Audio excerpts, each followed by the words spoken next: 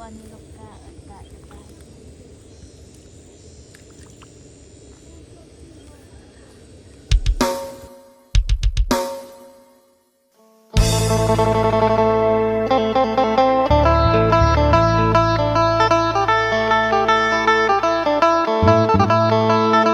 าตอนนี้ก็เปิดภาพอยู่สวนเนาะ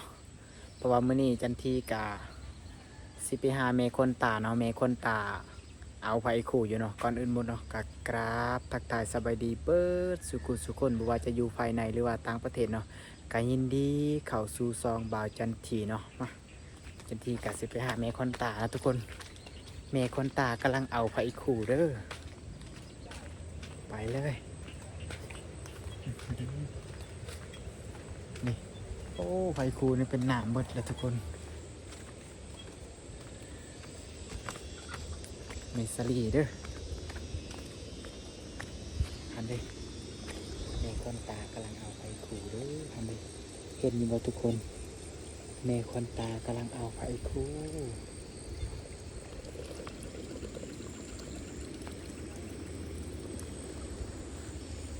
พูนเด้อพูนเด้อเมย์เพิ่นกำลังเอาเนาะ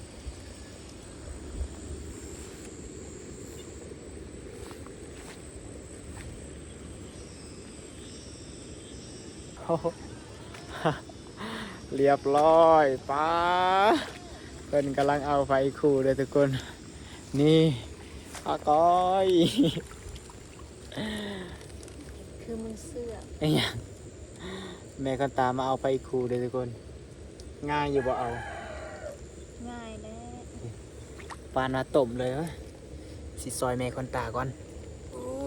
มาเด้อทุกคนมาเอาไฟคู่น้ำกันพี่น้อง ไม่ซีหรอกค่ะ เอ้าคือว่าเป็นหน้ามืดเลยทุกคนมันจะบ่เห็นปันใดทุกคนยับมันอีกโอ้ย ยังจะไปเหยียบไข่ถูก โอ้ยบ่อยากเห็นปันใดทุกคน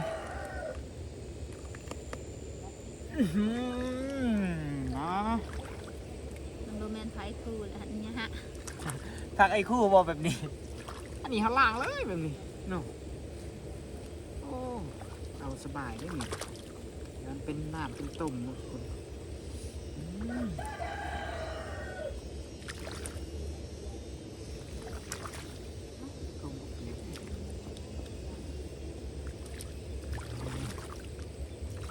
ได้มัดหนึ่งได้จักมัดเลย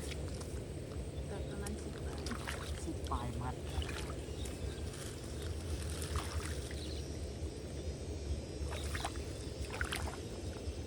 เอานานนี้ยังไม่ทันเอาอะโอ้ยเสียงนกเสียงกาถ้าบ่เอาในตายเบิดเลยได้นี่ จะว่าปะอยู่ ไม่ได้นะหน้าเลยเพราะว่าเฮาสิเอาออกไปคู่แล้วก็สิมาดำหน้านะทุกคนนะ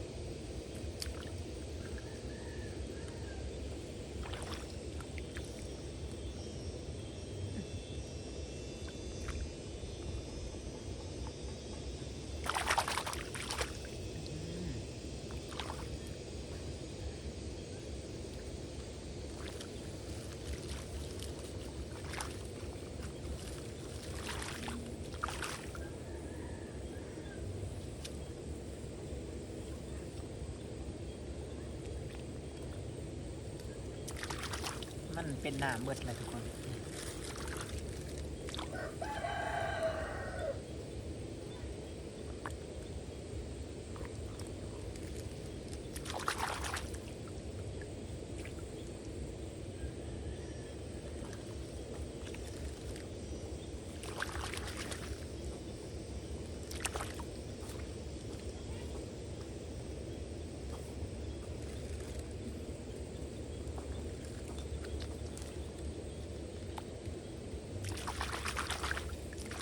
ฝนตกกะเมฆควันตาแข็งเลยเนี่ยแข็งฝนเลย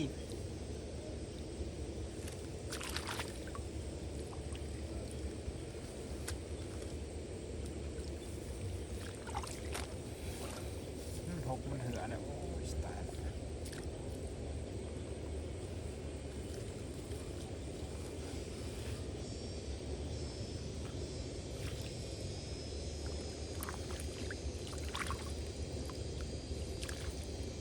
โลเท่าไหร่เลยไฟคูเนาะ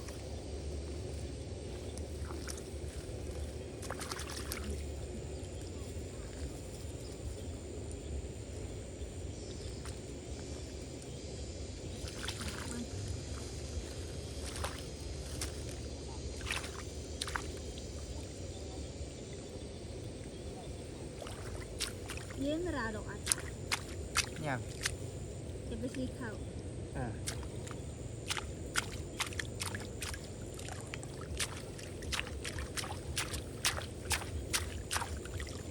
อุตส่าห์ดีใจ เพื่อนรุ่น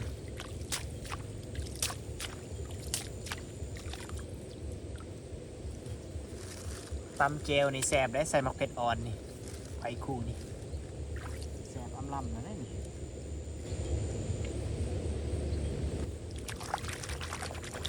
เอลเจนมันจะเดือด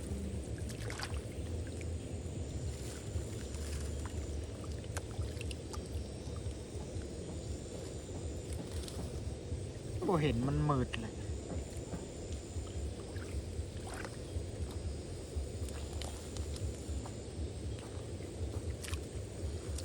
บ่เห็นบ่เห็นนั่นแหละบ่เสียเนี่ย เนาะมันหก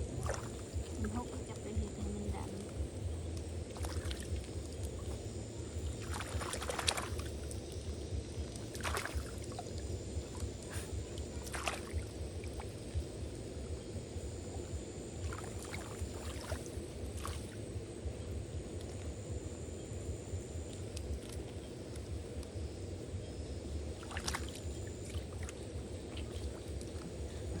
ไฟคูยังอยู่หนามันอยู่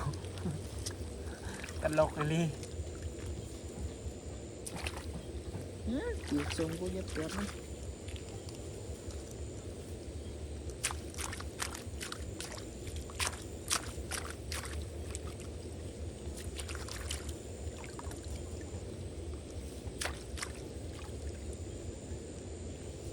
จักสอบจะสิ บอยซีนะ ต่อใดแทนอันโนรอด ยาได้เมเล่นบอกถ่ายคลิปบ่ ท้ายเกี่ยวกับท้ายนะเขาบ่ญาติเอาสม ถ่ายคลิปเด้อ ท้ายอีหยังเลยคือไป คอยล่างไฟคูน่าได้สิไปซีเขาจะเว้าง ามมาจุฬาง ามบ่งามก็จะมาเบิ่งเองนั่นแหละงามซ้ำไฟคูเจ้า งามมาตัวไทยคือจะไป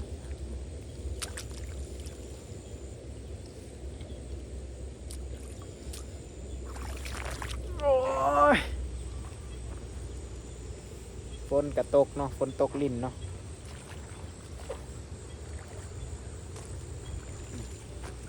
แม่คนตา เกลือ โอ้ยเป็นจังไดเมื่อยอยู่บ่ บ่สำหรับคอยมันบ่เมื่อยดอก เมคอนตาไปเอาเต้เสาเนาะเราไปเอาผู้เดียวเนาะจันทีกับ ที่มันนอนป้าย บ่จันทีเบิ้งลูกเนาะทุกคนเนาะ นั่นแหละครัวที่ดีคือครัวไม้ อันนี้คอยก็เลยอีต้นเมียคอยก็เลยไปนำเรายานว่ามี พี่ โอ้ยมีหยังกับซอยเฮ็ดซอยห้านี่แหละหาไปนำกันเลยพี่น้องเอ้ย พี่อันนี้ เนาะนายสีเนาะอู้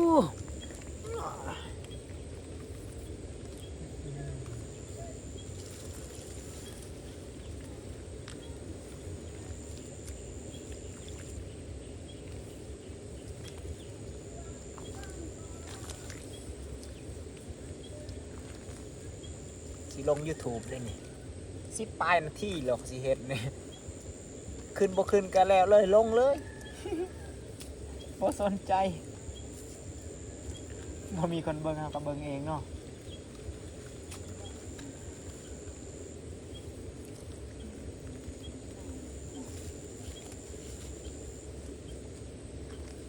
วันนี้ได้เข้าทางวันนี้แล้ววันนี้เราก็เลยกะเนาะ กะเกาหยัง ฮะกันย่างกันแล้วต่อขยำมันทันได้ล่างเลยเอาจะสิใส่ตัวได้กัน ไม่ใช่ค่ะ หรือว่าเข้าทางนี้เลยบ่ได้บ่มันสูงนี่แทนนาพวกนี้เนาะ จะเก่าเคยทานยังเดือนนี้ ย่างมันเลย มันเข้าไปผุด ย่างมันละอยู่นากันย่าง แล้วเขาอยู่กระสอบเลย นะ แต่ตอนนี้ก็ถ่ายภาพเลยไปบนหลุมก็ได้ไปเยี่ยมเลยค่ะ อันใด นี่บนนี้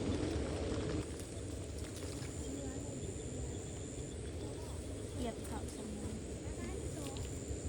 กระทะพวกนี้ลูกกาอากาศจะตาย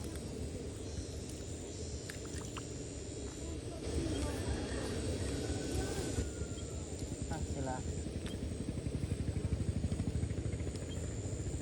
มันหอน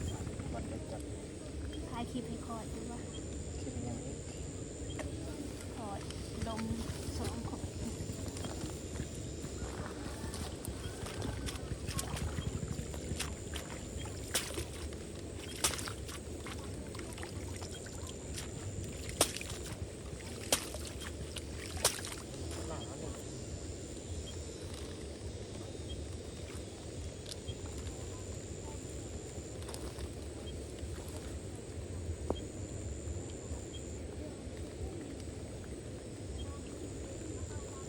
สิหลอกก่อน ฮะ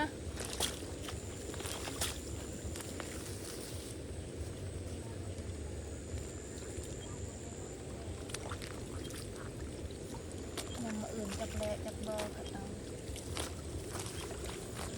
โอ้ยฝนกระตกพี่น้อง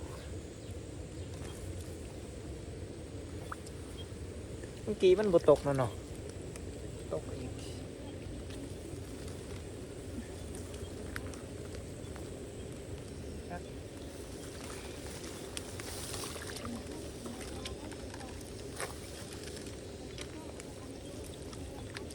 เอาใหม่มัน ฮะ บอกทานคลิปไปแต่งตายยุ่งนี่เลย โอ้จะอย่าให้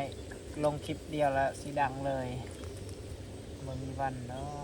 มันใครสื่อทันละเลยเป็นติด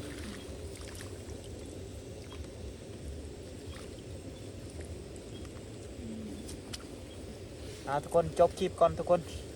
โอ้ยมันยาวเกินเลยยันบ่มีคนเบิ่งนะบ๊ายบายคลิปหน้าเจอไหมทุกคน